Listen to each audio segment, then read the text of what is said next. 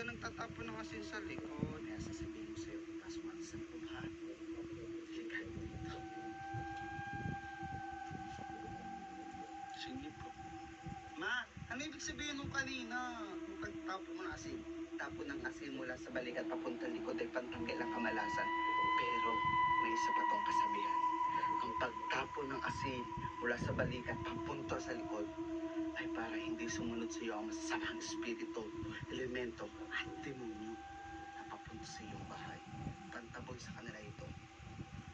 Kaya na, paglalakad ka, tapon ka ng asin, ha?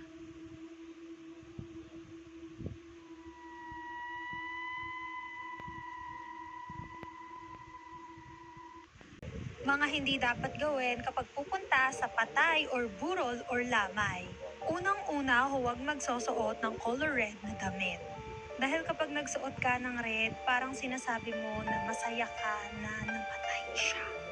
Kaya dapat white or black lang. Next is huwag ka raw mananalamin doon dahil malas daw yun. Pangatlo, huwag kang mag-uuwi ng mga pagkain na galing doon sa patay. Next is iwasan daw na matuluan ng luha yung kabaong dahil mahihirapan daw umakyat yung kaluluwa niya sa langit. Then lastly, kung ikaw raw ay buntis, huwag ka raw sisilip sa kabaong dahil mahihirapan ka raw manganak.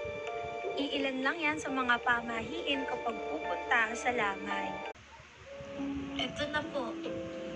Sisirain ko buhay ko, red, blue, yellow. Ate Susana, okay ka lang? Ayokong may masirang buhay dito. Naglalaro lang tayo, bakit may siraan na ng buhay? Ito na po.